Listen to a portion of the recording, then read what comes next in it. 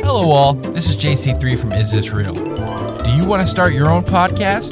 Then look no further than Buzzsprout.com. We here at Green Hour Media use Buzzsprout, and we love the team at Buzzsprout. They are all about helping you succeed. Buzzsprout gets your show listed in every major podcast platform. Follow the link in our show notes to let Buzzsprout know that we sent you. It gets you a $20 paid Amazon gift card if you sign up with a paid plan and helps support our show. Join us and over 100,000 podcasters already using Buzzsprout.com to get your message out to the world.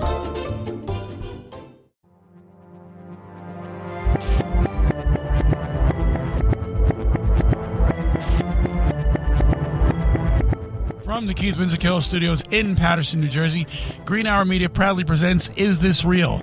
Tonight, we are going to find out the truth behind the crisis actors. Are they real? What are they doing? Now our host, JC3.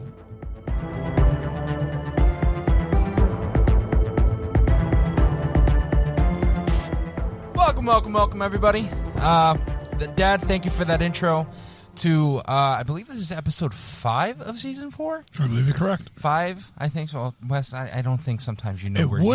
It would have been 6 if we didn't have our computers go up in smoke 2 weeks ago. True. So like you said, this week is the Crisis Actors episode, where we've been covering little events here and there that might tie into crisis acting. But let me introduce everybody. As usual, Dad, you're on in front of me.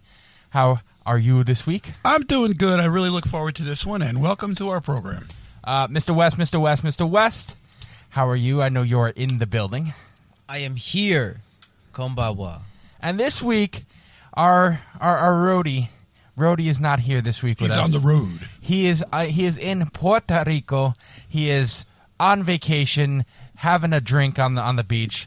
This week, we have the host of MultiMedia Mafia, the Don at the desk, Big Tony. Anthony, how you doing? I'm good, Joe. How are you? Thank you, Dad. Thank you. And, MultiMedia Mafia needs all the help we can get, so I will thank not you. kiss your ring. This week, first time on cameras for you too. Yeah, I'm digging this. I like this. So this week we have, we have Anthony in the booth with us this week, and this will be your first time in. It's been a minute since I've been back. I think the Catholic episode. The smoke the smoke of Satan in the Catholic Church, something like that. Why are you laughing? Okay. Anywho, and we've lost that already. So this week, like we said, it was the Crisis Actors episode, and I would like Anthony. I'm gonna shoot it to you. Yeah. I'm gonna give. What is the crisis acting? Because crisis acting is a real thing. So are we sure about that? I've multiple sources I've been watching and reading about. Crisis acting is an actual thing. It is actual. There's a couple of businesses that actually are online and you can rent. I got some tea about that. Mm-hmm. There are 2 that started years ago. Mm-hmm. Both companies, you can't access their websites anymore. Both of them are 404 on the internet, right? And I found them through, this is probably a big conspiracy website. It's called JewWorldOrder.org. And shout out to all the Jewish people. Shout out. They have an article about. I don't know why you're looking at me, Wes. They had an article about proof of the Boston bombing crisis actors, right? Mm-hmm. And it shouts out 2 companies specifically. One's called Vision Box Crisis Actors, and the second one is called Amputees in Action. Da-da-da-da. So, hold on. First, I would like to actually get the real definition. Crawl on over here and give me some fucking acting. All right. For crisis acting, because that's ableist. There's a real definition for it. Crisis acting is a trained actor, role player, volunteer, or other person engaged to portray a disaster victim during emergency drills to train first responders, such as police, firefighters, or EMS personnel. Correct. Now, there is a tie-in to conspiracy theory crisis acting, like he said from the acclaimed apparently Jew World Order about Boston bombings. There's a conspiracy theory about the Las Vegas shooting, the Parkland shooting, the Pulse nightclub shooting. Every basic major shooting over the last 10 years or event even up to 9/11. Yeah.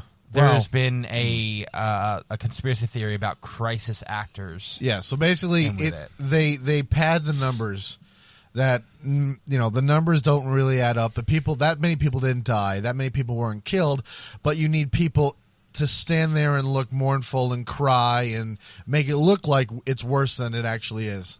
That's the whole point of the whole crisis actor thing. Now, So propaganda. essentially. But here's the weird thing: the crisis, 70-year-old, calm down. the Vision Box website, and Amputees in Action. Both of them, their websites are 404. They don't exist anymore. You cannot access it. However, if you use the dark web. it's not the dark web. We can't access the dark It's web. Actually, well, you know what? We can't access the dark web. We're not You're accessing right. the dark web. You're right. We Hold on. can't access the dark web. Hold on. We're famous on the You dark use there's a website called the Internet Archive, right? You type in a website and it takes you back to when the internet kind of screenshotted that website at the time.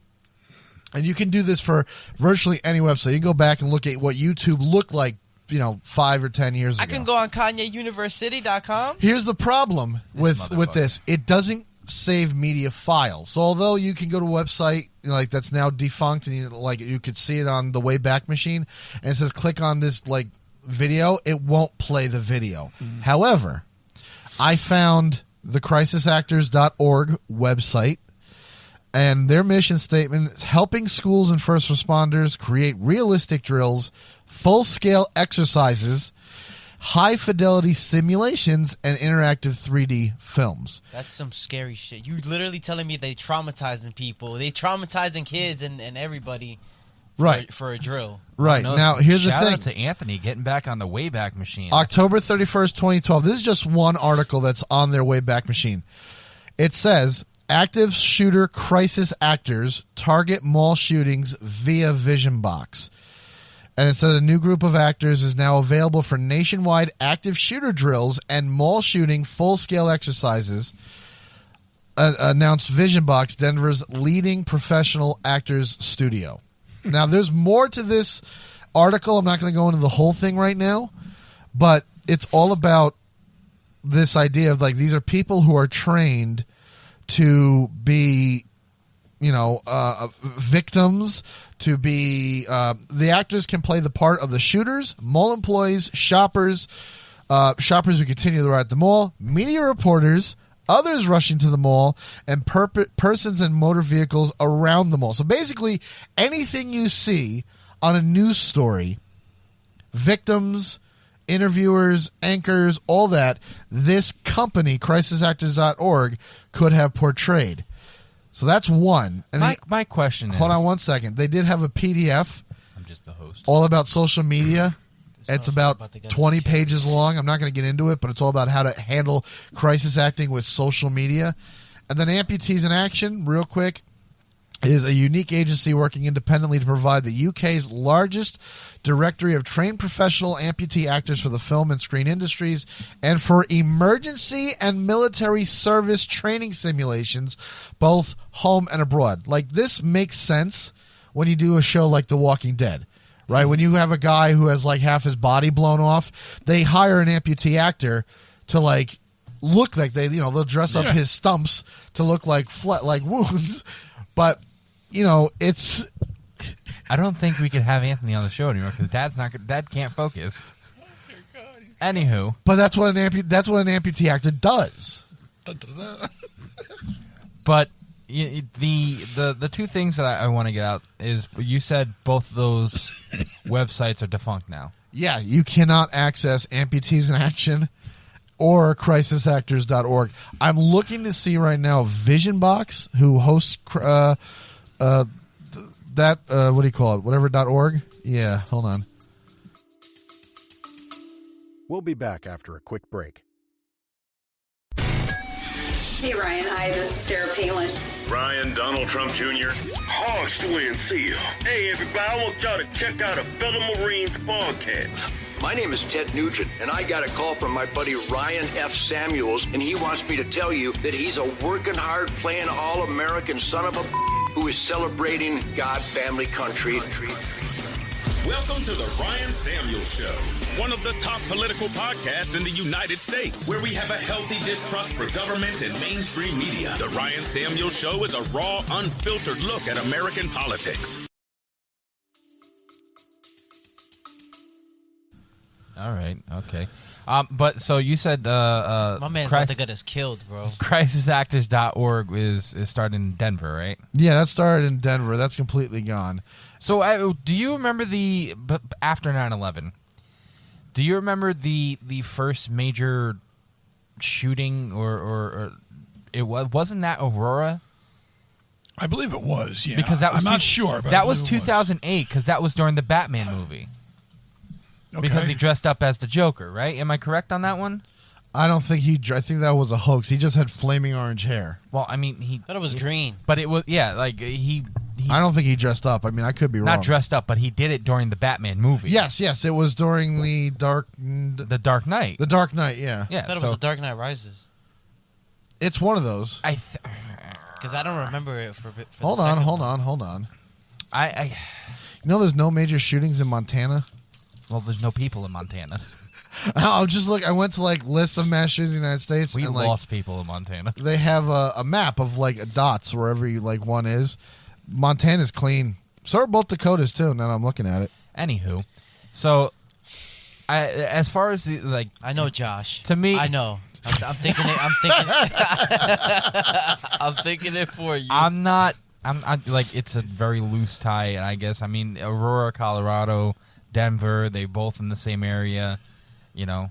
See, I got it. It's a very loose, very. I loose also tie. have a company here. It's called Crisis Cast, and it was started by retired Brigadier General who Ben Edwards from the Royal whatever the hell it is, the British Army, and he started it. And you can go on, you can look. It's got all.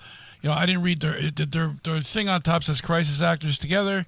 Oh, Crisis Cast brings together an extraordinary group of people uniquely experienced in psychology and drama of crisis and disaster management and crisis control simulations. Now, what you found coupled with this, and I'm sure there's more out there, now, you can't sit here and say, well, it doesn't exist. Well, that's my thing. But are they used as the part that we think they're used for? Yeah, and I think that's what we were getting to when we get into the second part after the break that's coming up in a couple minutes.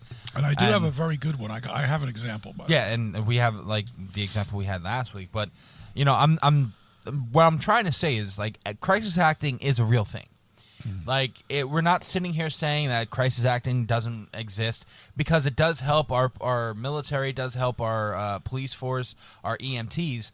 But what we have to get dug into is when these, I guess you would call it these false flag events, if they are false flag events, if these crisis actors are hired for that. Because remember back in the Boston bombing episode, someone said that there was crisis actors. Yeah, they had the same girl at that, and then another one, and then with the fake blood, someone poured fake blood all over the place and stuff like that. I do remember that. See, it's very, when you talked about crisis acting, there's a very finite line that with crisis acting can go from, all right, I can see your point, to okay, now it's too much. Yeah, because Sure. the first thing that would bring up is just dog, people really did get hurt, and some people really did die there.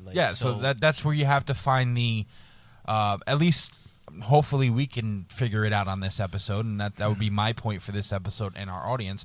Where is this?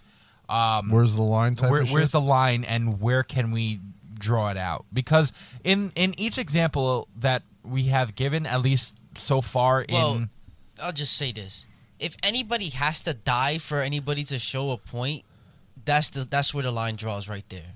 Well, in my opinion. But my what I'm saying is like we did last week with the Newtown shooting. We turned around and said that we don't believe children didn't die, because we believe that children did die. Hold on a minute. It's not a case of believing or not. When somebody who is going to say and believes that there's a conspiracy, and they say, well, you didn't do this, you didn't do that, and then they come up with the proof, then you have to shut up. Now, I've asked over and over again, why? What's the delay in the death certificates? Why?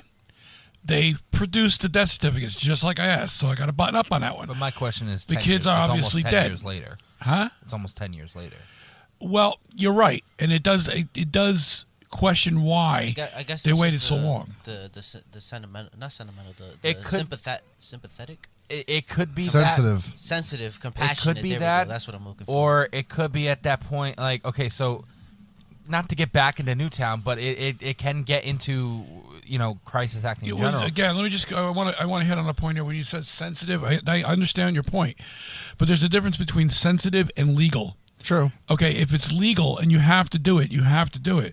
You can't have a politician hold back information because it might not be the information. They think that that's going to be. It's like, let's take UFOs. Everybody, most people believe in UFOs. Government denies it because they think in their mind, if we tell you the truth, you won't handle it. Well, time out. Legally, you have to disclose the truth. You are. Now it's out. Well, now, yeah. But that okay. Yeah. So that's my point. That's my only point. But that's my point. It's the same. It's the same type of thing when it comes to that. So when people were asking for these death certificates, we can't produce it. Now it's so long after the fact, nobody's paying attention to that event anymore. So you could sit there and say, "Oh, here's the death certificates." Nobody cares. Right, but that is one of the questions that were out there. So you got to turn the page on that one. You got to just move on. Why did they destroy the school so quick? That's a good question. That's something that hasn't been answered yet. Now, real quick, just to go back to what you were saying before about the Dark Knight and everything, like going back to like early 2000s, like after 2001. I mean, there's like not school shootings. There's mass shootings every year in the United States, whether it's 5 or 6 people or it's a bunch of people. But like prior to 9/11, you had the biggest one was Santana High School, 15-year-old kid, 15 people died. Right after that. I thought it was Columbine. Well, that was he's in talking the 90s. Like right I'm talking before. Post 9/11. Oh. Post 9/11, you have the Columbus nightclub shooting that killed Dimebag Darrell. That was 2004. You had the Red Lake shooting in Minnesota. The big one in that year was Virginia Tech. 2007 was Virginia Tech. What year? What year was Obama elected? 2008, right? Mm-hmm. Yes. So April 16, 2007 was Virginia Tech shooting. The next big one that made like national news. I mean, I guess they all kind of did. But 2002, we had the DC sniper attacks. That was happening. 27 people were killed. 2002, bro. We were 7. Motherfuckers was playing fucking shooter out here. Out to 2011, we had a bunch of them. We had Tucson, Arizona. That was 21 people. So my question There's a lot is, of them. I think you have to sit there and find out, and I'll pose this question and let our people ponder. Because we're about to hit our break. Yeah. When was the giant debate started on gun control? Well, I think it's always been, but like it's always been there. But it's like ramped up. Yeah, I'm talking like ramped. I can't wait to answer that question. Social So media. Yeah, it's ramped up. 20. Hold on. Sorry, Hold on. I was gonna. We will answer that question. Well, Dad will answer that question, and we'll talk about that after we get back from break. We'll be right back. Okay. I love guns. Hey, how you doing? You like movies? We like movies. You like music? So do we. And books, and video games, and television. We are MultiMedia Mafia, and we like to discuss all of those things. And we drop a new episode every single Wednesday. So come check us out, or a couple of guys from Jersey is going to pay you a visit. And welcome back. So before we went on that little break, I posed a question. Yes. About when did the gun control debate really start to ramp up, in what year? And we'll go to you, but Dad, we'll start off. Go ahead, Anthony. Go ahead. Anthony first. All right. Well, the reason I did a little research into that. The gun control debates has been happening right along, and like as long as the United States has been a thing, it's been happening, and it's been argued over and again. DC versus Heller, McDonald versus Chicago, Viocene versus the United States. All of these court cases from years ago, but I mean those are the more recent ones. But even 1997, there was a book published called "The Gun Control Debate: A Documentary History," and it was 326 pages, and that was 20. What was it? It's 2021, so it was what 14 years ago, or 24 years ago, rather. 24. 24 years ago. So you have already a 24 year old book. And that's 326 pages long, and it says it's a collection of more than 200 documents spanning 200 years, just about the gun control debate. And now we flash forward to now, and with all of the rising mass shootings in the United States, and with the fact that social media has become such a big thing from 2006 moving on, it seems like we are entrenched in the gun control debate now more than ever. Because now it's not just a court case that's happening. It's everybody has an opinion of it. And so many people have that platform to speak from. So now the gun control debate is fucking everywhere. We'll be back after a quick break. Hello, nerds. Come listen to the History Nerds United podcast, and let's make history fun again. We interview today's best authors, whether they are established Pulitzer Prize winners or someone debuting their first book. Let us show you that history is not a boring class you took in high school, but a place where the best stories come from. And we don't just cover history, we also love to chat about true crime, biographies, memoirs, and so much more. So head on over to History Nerds United and let us introduce you to your new favorite book and learn the story behind the story. History Nerds United.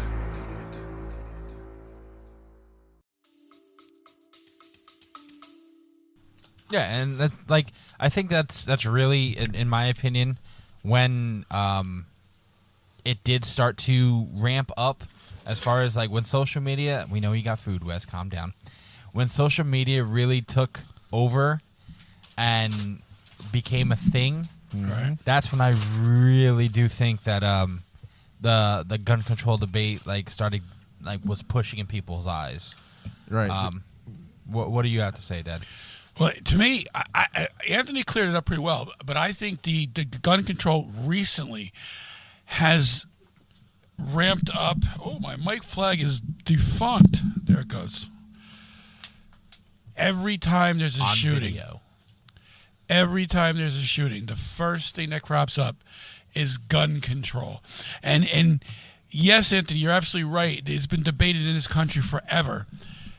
But it just seems more relevant now because every time there's something, one of these nitwits go crazy or whatever, black op, not whatever, it just seems to me that the first thing out of everybody's lips is, we have to do better, we got to get gun control. But then 2 months later, you don't hear about it again. No one cares. And that goes for anybody who's running Congress. You have the Democrats, they'll bitch about it, they won't do anything. The friggin' Republicans will bitch about it, not so much about taking guns. They want to just, do it their way, but they don't do anything. Do you want to know why? Because gun sales go off the roof when stuff like that happens. Besides that, well, the lobbyists have a lot to do. That was with just do you know I'm just reading this thing now. In 1974, the gun control lobby really is that's where it took off. The start of them. And this is off of Britannica gun, procon.org. The start of the modern gun control movement is largely attributed. Encyclopedia place? Yeah, it's largely. Shout out to them. I love them. It's largely attributed to Mark Boronsky, PhD, who founded the National Center to Control Handguns in '74 after being a victim of an armed robbery, and that's when it the lobby started. This is someone who was a victim. Okay. Yeah, I get that, and I don't want to go completely into the gun control I know. thing That's a different thing. I want to get back into how it relates to the topic we have tonight. Right. But as far as that sounds like you could sit there and say it was an armed robbery and stuff like that, and he wants to do better and have the real debate goes in, and again, this could be a different episode. Legal versus illegal guns, and I think that's really what needs to be looked at more of. Not just we have to get guns off the street, but the people who legally carry these weapons. I'm going to say one thing on the whole thing, and you can take it from there.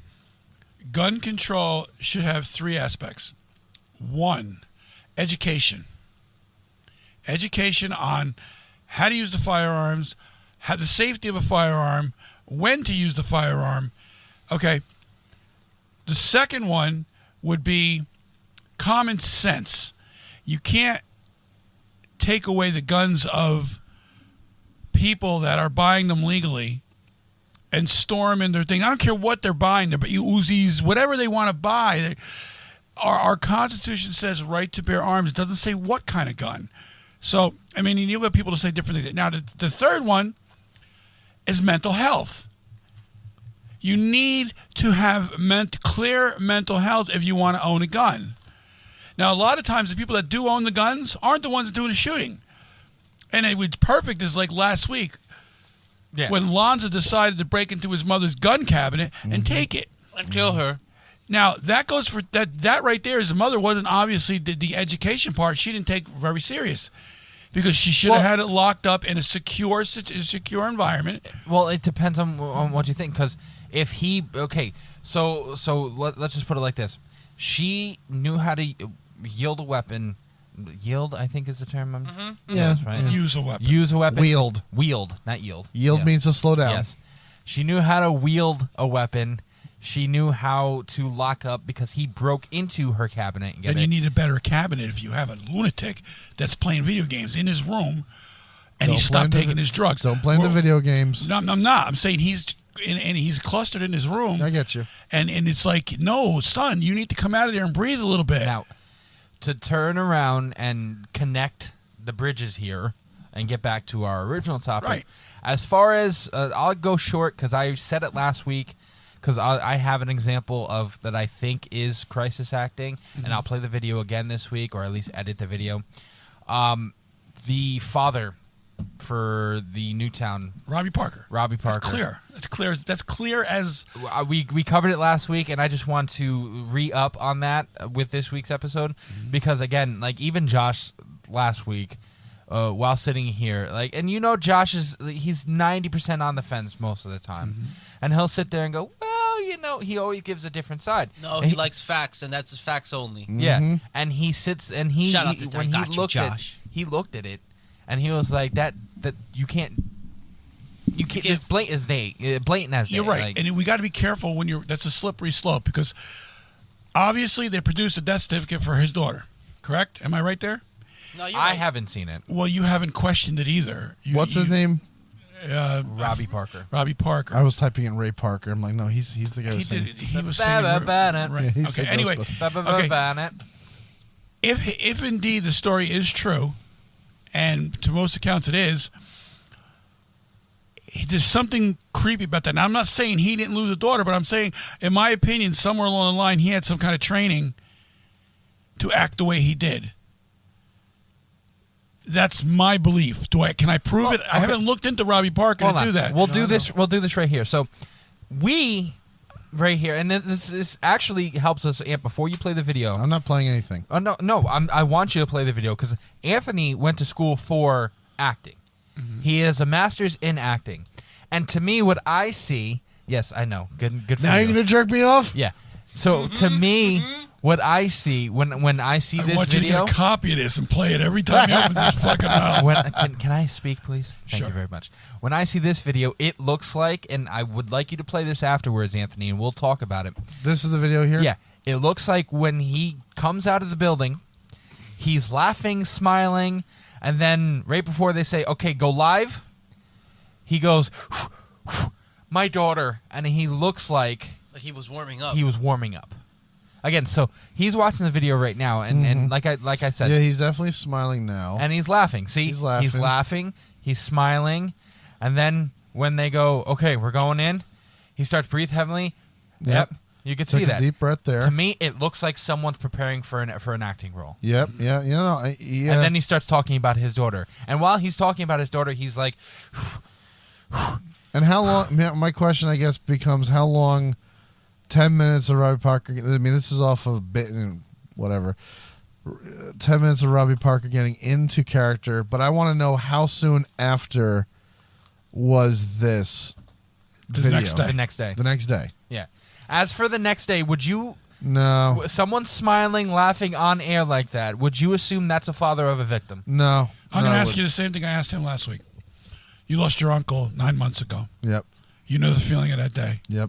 The next day, are you in front of a microphone explaining, what happened to your uncle? Would you have the wherewithal? I was in a fucking fuzz. Okay, and that's your uncle. This is his daughter. This is a 6-year-old. Yeah, this is a 6-year-old kid. And now, again, I'm not going to sit there and tell you that I know for a fact. No, I don't. But if, in fact, this happened the way they say it did, he had some training, in my opinion. It's just weird, man. No, I'm looking so extremely weird. I'm watching it, and there is it's odd behavior to say the very least. Mm-hmm. Even if there's nothing connecting Rob, even if this guy's legitimate and it's really happened and he lost his daughter, it's questionable behavior at the very least. Yeah. At the very worst, it's a crisis actor, and he didn't lose anything, and he's just there to fulfill a role. Here's the weird part about this, though.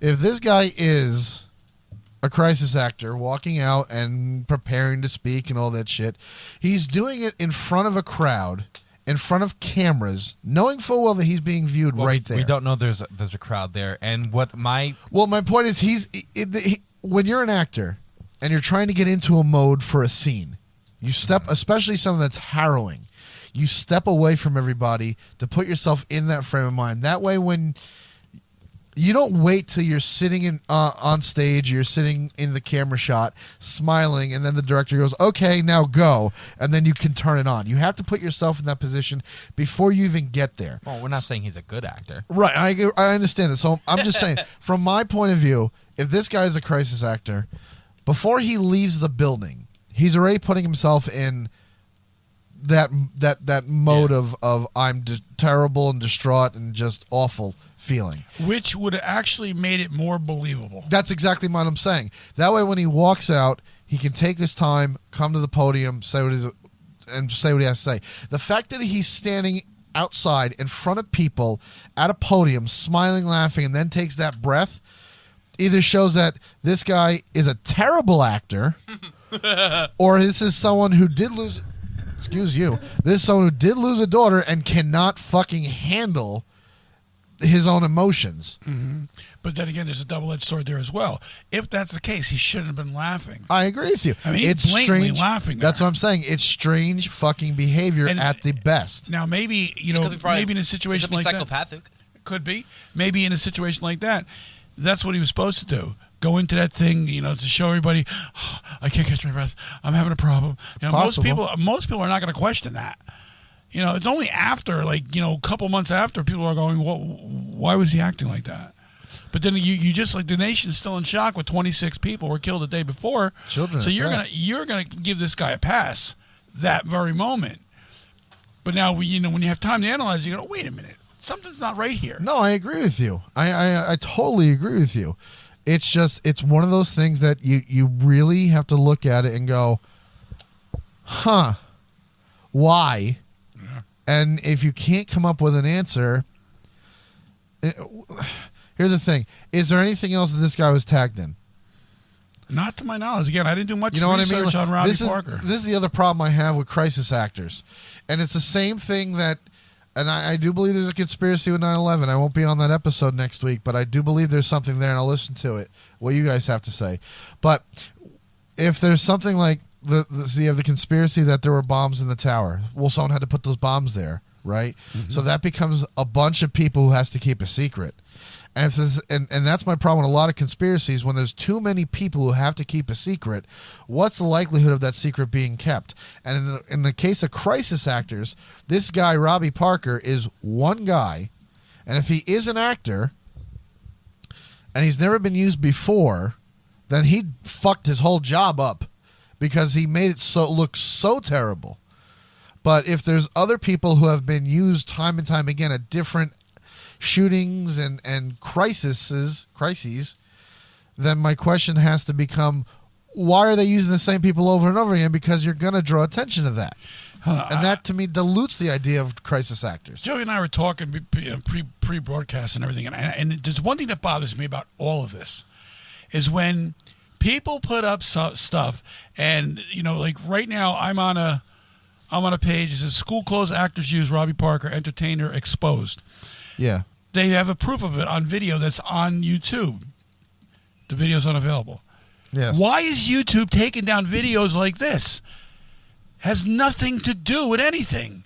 You know, I mean, this is what bothers me. Yeah, and that just adds to the fact it adds to the mystery. Right. It adds fuel to the fire. You know, let people prove what they're going to prove. Why is YouTube all of a sudden like all these other fucking media companies? Why are they the ones the harbinger of truth? What we can listen to? No, I agree. Fuck that. That's why I don't go on YouTube that much except I want to watch rock videos or something like that. Because, I mean, they had a whole thing about the Sandy Hook, but all of them seem to be on their end of it, on the official end of it. You can't get anybody's alternate opinion. The only other thing I have of... Bullshit, and fuck YouTube. Okay. We're only going to be on YouTube.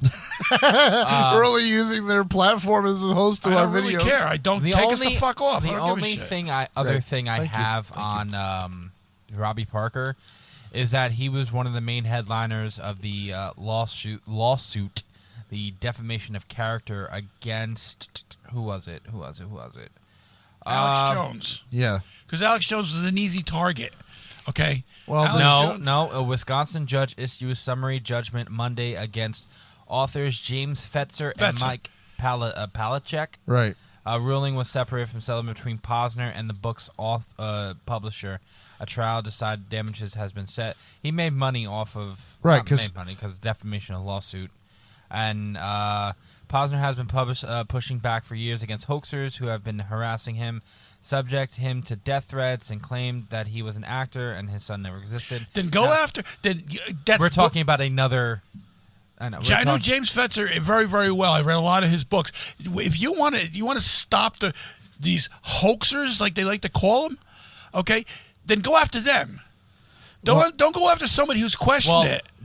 And can show proof. The funny part about this is this actually might be the reason why Facebook and YouTube takes down videos like this, because Posner has he spent years getting Facebook and others to remove conspiracy videos and set up a website to debunk conspiracy theories. First of all, Posner, I'm going to try to be nice. Uh-oh. I don't want to hear his mouth anymore. I don't. I really don't. I'm sorry. I don't want to go into the Lenny thing. Posner, his 6-year-old son, Noah, was killed. And it seemed to me that Noah was like on everything. He was everywhere. Well, Fetzer's article said that Parker's real name is Samuel Travis Delaney, who was an actor and musician from Texas. He used multiple aliases and was paid by the government to manipulate gullible Americans. And I think right there, I mean, we're talking about crisis actors.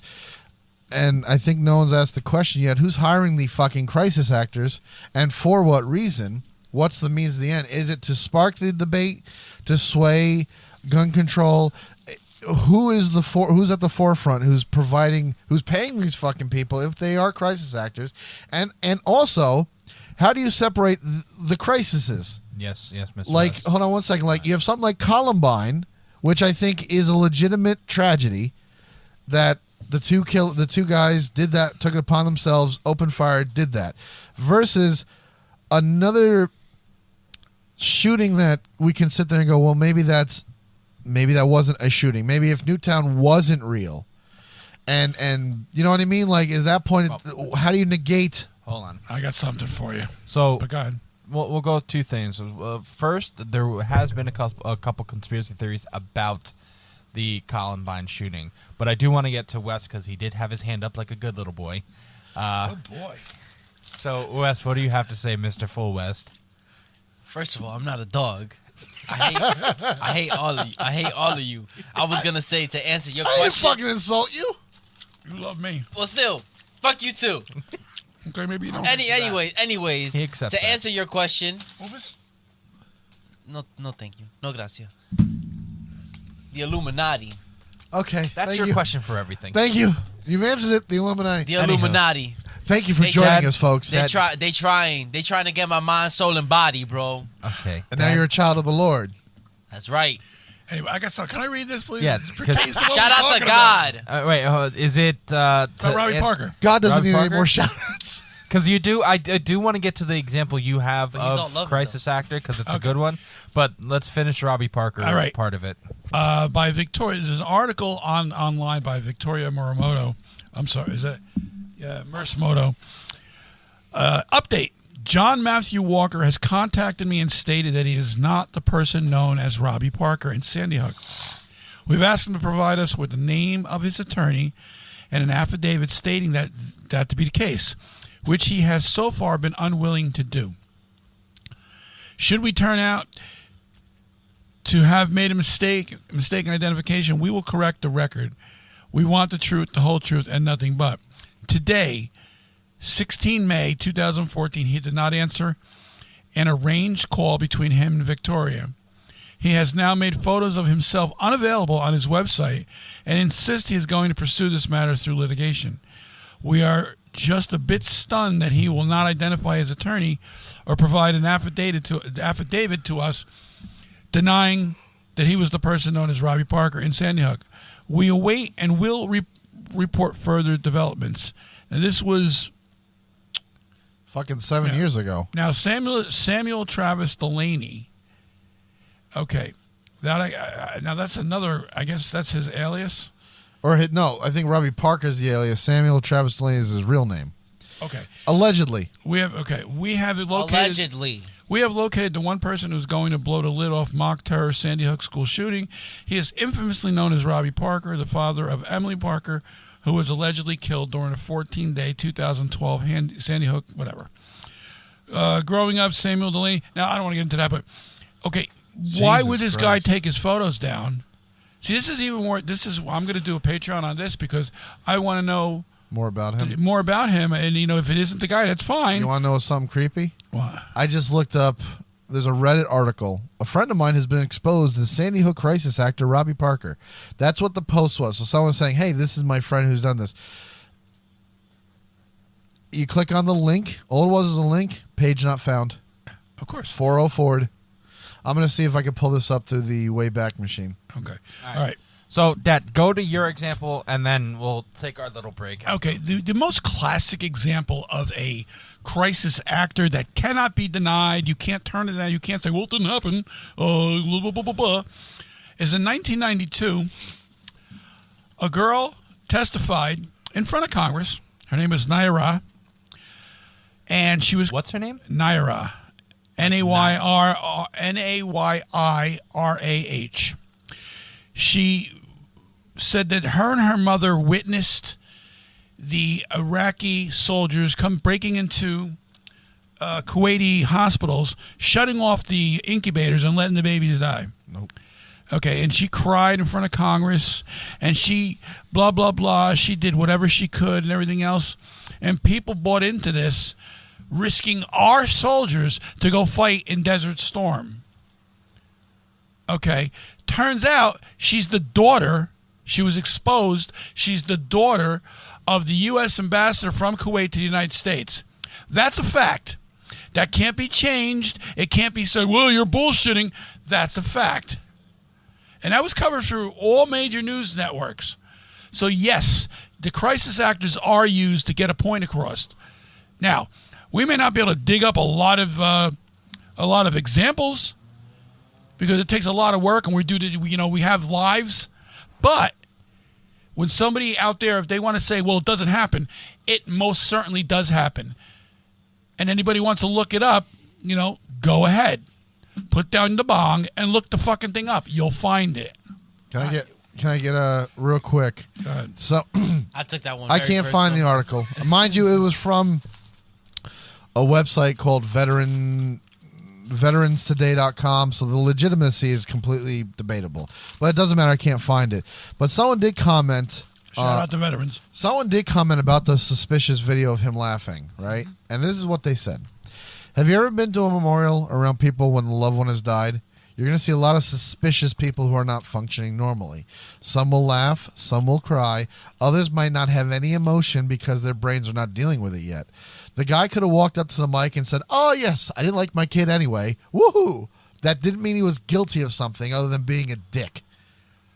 I see what they're saying. They're not wrong. It's just weird fucking behavior. I don't know. I don't think you And laugh. that's fine. And that's exactly what we said. We're just questioning the behavior. Right. Well, I do have one more, and I just want to quickly get the kid David Boggs, I believe his name is. Oh my God! You know exactly what I'm talking about. When interviewing everybody. Yeah, about the school shooting in Florida, I think it was. Yeah, he's apparently a part of the crisis actors, and there's a lot of videos out there about him. I'm not gonna go deep into them because it's a lot to go into, especially with that. We could bring that up on the Patreon episode. Isn't he dead? I do not believe so. Or maybe it's a different Boggs. I'm looking up. Family of David Boggs asks for public help in murder investigation. David Bogg or Hogg? David Hogg. Hogg. Sorry, Oh well, not you Bogg. had me. Hogg. You fuck. You Hogg. had me looking up the wrong guy. I can't see. My condolences, Boggs family. Rest in peace. Our humble leader here fucked me up. But you fuck. So the Parkland shooting. There's another one. I have to get this out. Look, Tubby, get it right. Okay, I did it this way. I didn't do it last week, so. Oh shit! Him and I share a birthday. The Parkland shooting. That's nothing to be proud of. No, me and David Hogg. I'm 12 years older than he is, but yeah, we share a birthday. But yes, he is now. He's an activist. 2021. He's 21. Yeah, and he's an activist. That's right.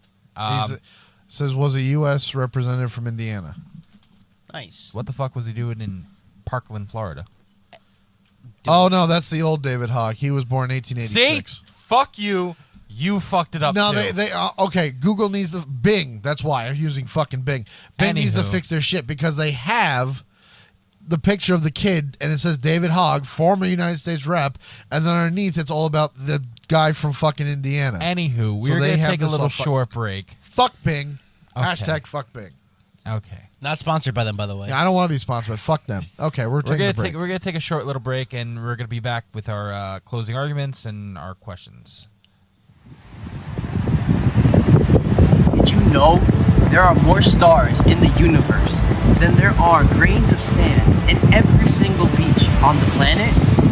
There are also a billion cups, but not like an Is This Real cup that you can get on www.greenarrowmedia.org. Welcome back to our final segment, which we're gonna sit here and obviously everyone knows we're gonna go around and ask everyone in the booth whether they believe in this theory or not. Real quick though, I do. Why would you send me that? Because it's funny. I do want to sit there and say that no matter what we talk about on here, we do sympathize with any events that have happened. We do sympathize and empathize with the families of the events that happen. Yes. We're not sitting here trying to make fun of anybody or make light of any of these situations. Or people. I apologize for calling you Stumpy. They're questions, folks. We're allowed to question. That's all I want to get out there. Now, the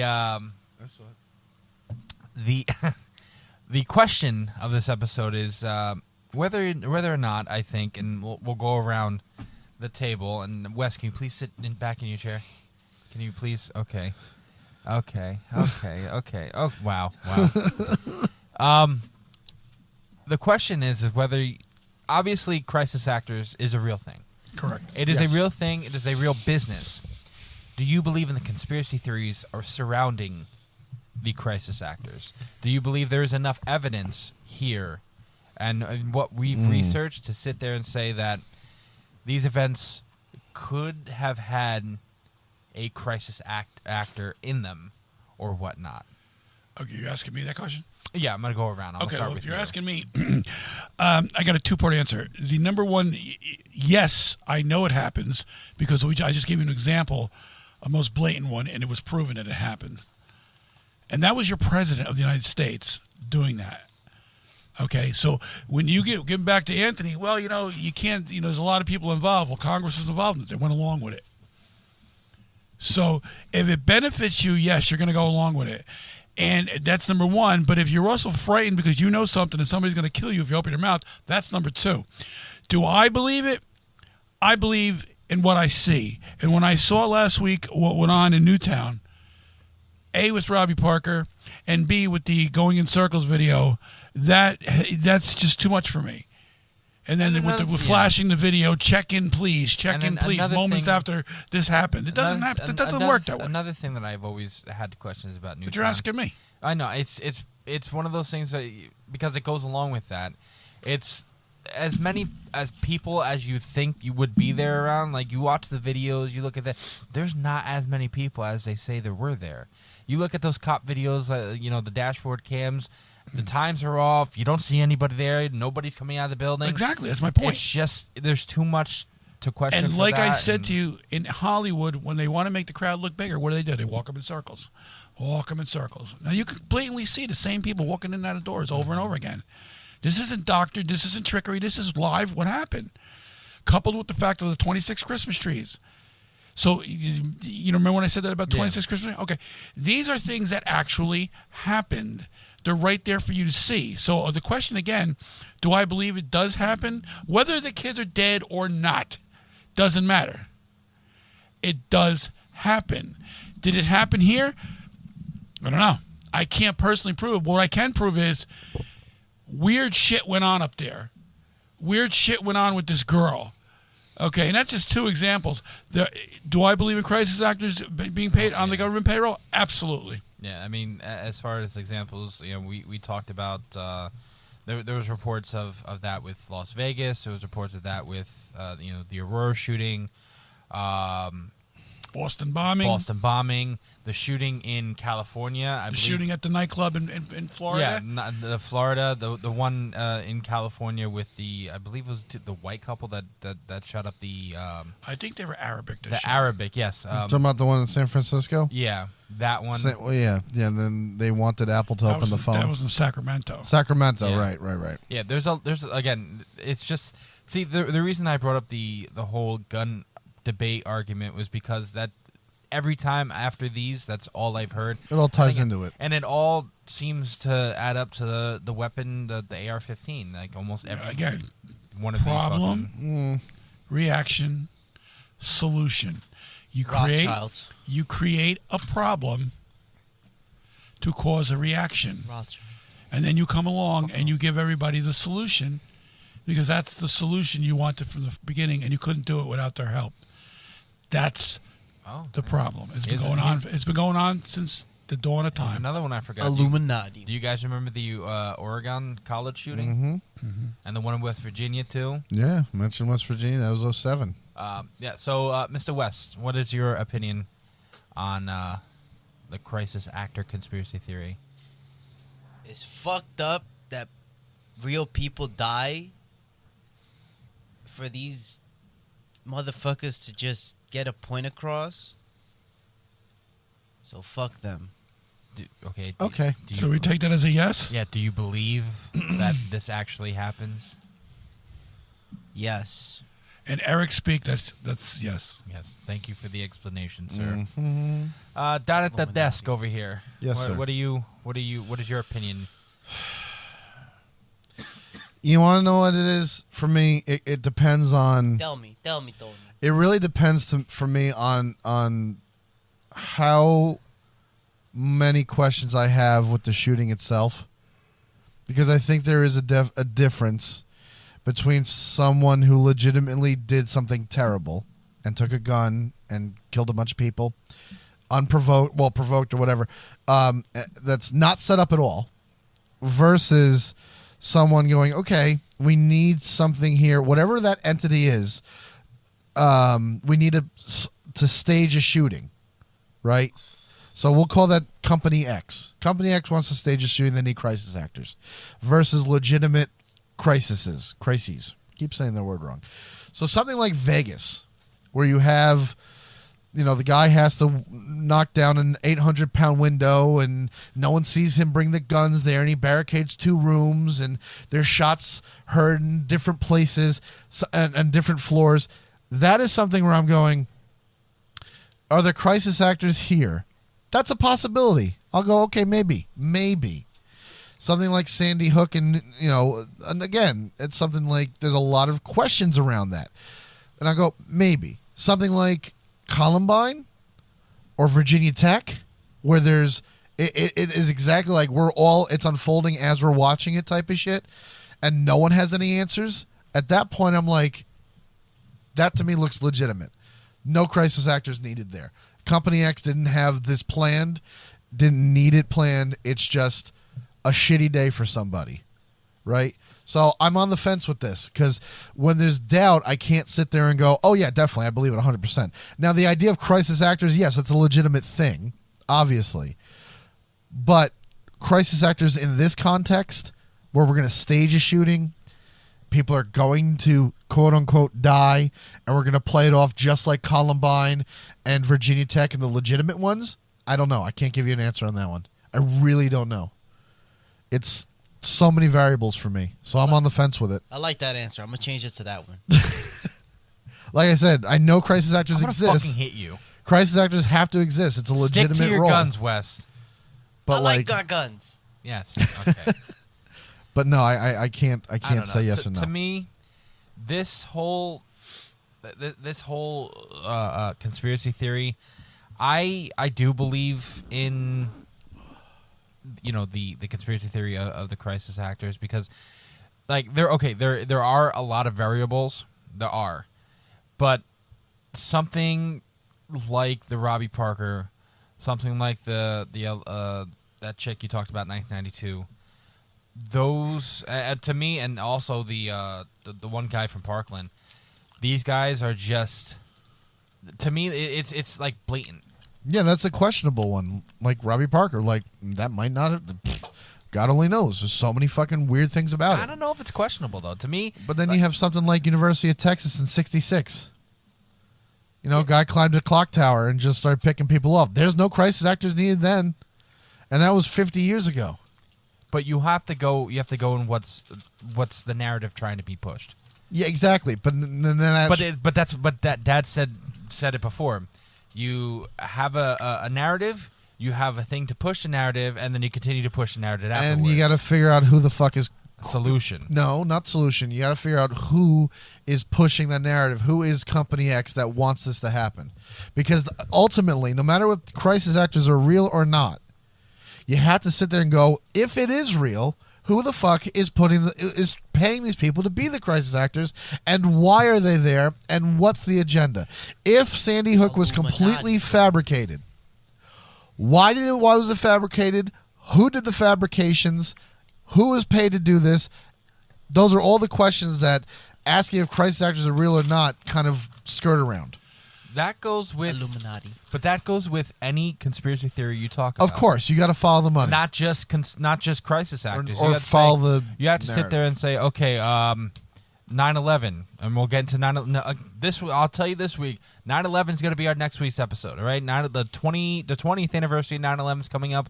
So next week's you know how to episode, plan these episodes. 9/11 is going to be next week. We're going to have a two-parter, part 1 and part 2. We might even do a mug. No. Well, I'm just going to say one last thing tonight. As to who's doing it, well, you're never going to know. If it is what we believe it is, the government spends over $100 billion a year, and they give them to, the government just spends it and gives it to whoever under Black Ops. You don't know. You're never going to know. It's too well covered. Well, $4 billion of our taxes goes to Israel funding genocide. So I just wanted to throw that one out there. Thank you for that. Nothing to do with the podcast, but thank you. Yes, that's great. A lot of money goes to Black Ops things, but I don't think someone like Robbie Parker is a fucking Black Ops special. You know what I mean? Like, no, I don't think what Dad's trying to say. It goes like directly to him. It's more of. There's if this guy was paid a couple $1 billion sit there and go to Black Ops. Now, you obviously, if it's Black Ops, you're never gonna know. The people are not going to know. So where that money could be leading to is paying these actors to be at these events, to do with this, to do that. I got one question for our audience, whoever's listening. I just want you to do your research on this one because I don't know the answer to the question. About money being funneled or whatever, did certain families that were in Sandy Hook, that lost a child or whatever, were their homes paid off? Some say yes. Some say it's you go. The tax assessor's office will prove it. I don't know. I haven't done my homework, so I'm going to leave it to our audience to figure this one out. To figure out where they are now. Okay. But another question I have about that, and just one more thing on Sandy Hook. Sandy Hook families had the ratio of oldest parents to youngest children out of anybody.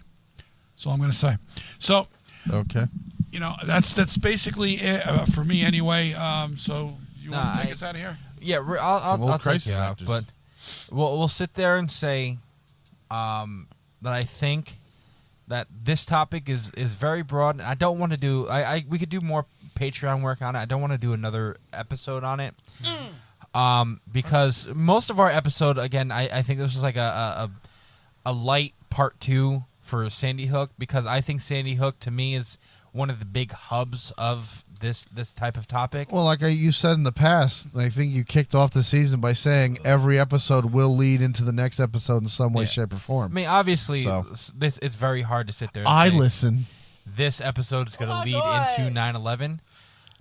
But like I said, you can sit there and have the conspiracy theory of crisis actors within 9/11. Just bring your A game next week, boys and girls, because 9/11. You're not here. I'm happy I'm not here. I don't want to be on that episode. Thank you. I'm gonna be very lit for that episode. I got to tell you, I want you sober for that episode. Now you don't tell me what to do. Now you're asking for miracles. Nah, you don't tell me what to do. Okay, look, guys, it's now 9:47 on a Thursday. I'm fucking hungry. I want to go eat. Anthony, it was really a pleasure having you in here tonight. I really wish you would do more with us. I like how you did your homework while you were doing this. You went really in depth. I was like, wow, you came prepared. The debates was really tickled, good. I'm really proud. He came prepared. What a mystery that is, right, Wes? This was fun. I enjoy. I mean, I like being a part of Is This Real? I like doing these guest spots. He has more fun doing the Catholic episodes. I was just about to say, I enjoy doing more of the religious stuff. You can stab him, but you can't fuck him. Don't piss me off. Beep. Beep. Hold on, Wes, real quick. I'm sure you listened to the episode, but let's just recap. That is a major sin. Do we sit there? Have you ever listened to the first episode about the sins of the Catholic Church? Sins of the Catholic Church that we did, the three of us. Okay, because he doesn't listen to our episodes. There's a legit thing called major sins that no one but the Pope can fucking forgive you for. And one of those is you could have sex with a priest, but the priest cannot absolve you for having sex with him. That's something that only the Pope can do. Now, you can stab a priest, and the next priest in the town over can come and go, you stabbed him? And you go, yes. And you go, okay, you are absolved. No, you got that backwards. I got it backwards? Yeah. You can the only the Pope can absolve a person of violence. Right. But another priest can absolve another papal member of having sex with another papal member. You can fuck him, but stab him. That's a no-no. So, so we're going to end this episode. I'm going to end that on the fact that the Pope can't do what he wants because that's blasphemy. He ain't God and he can't forgive sin. That nigga is just a person just like us. Yeah, that's great. That's all I got to say. He just called the Pope a nigga. That's all I got to say on that. Did you just call the Pope out? I did. He found God and called the Pope Fuck him. Fuck. Okay. Hold on, wait, real quick. You know this Pope sneaks out at night to go feed the poor, right? He's got like a bed sheet. It don't matter. He think he can absolve sin. He ain't God, bro. Hold on a second. He ain't God. He's got he's got a couple this of these episode run so far off the rails. He's got a couple bed sheets tied. He throws them off the balcony. He ain't got. Cut us out, bro, because we gonna have to talk about this. Cut us out. They'll never find me. I'm gonna feed them. Cut us out. Anthony, can you please? Good night, everybody. There goes Dad. Good night, everyone. Oh, Yatsumi, the Pope is not God. Good night.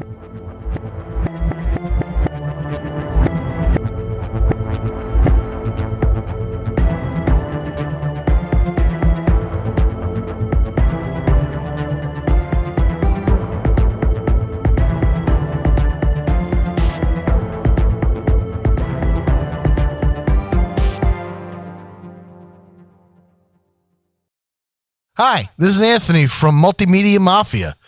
If you love what we do and you want to know more about us, head on over to greenarrowmedia.org. On there, you're going to find links to both MultiMedia Mafia show and our sister show, Is This Real?, which is all about conspiracies and aliens and all sorts of wonderful stuff like that. If you want to support us, head on over to our merch page where you can buy a hat or a mug. We have lots of different designs and cool colors. If you want to meet us, we got pictures up there. We have a little biography, and you can even stream the show right through the website. And hey, don't forget to check out our YouTube link where you can check out all the filming that we do right on our YouTube page. Check us out, greenarrowmedia.org. Hey, yo, everyone. This is Roadblock speaking. If you want to find out more about the Is This Real podcast, then follow us on Facebook at facebook.com/isthisrealpc. You can find us on Twitter at isthisrealpc or on Instagram, Is This Real Podcast. That's all one word. Or if you want to see more of our company, Green Arrow Media, then find us on Facebook at facebook.com/Green Arrow, New Jersey.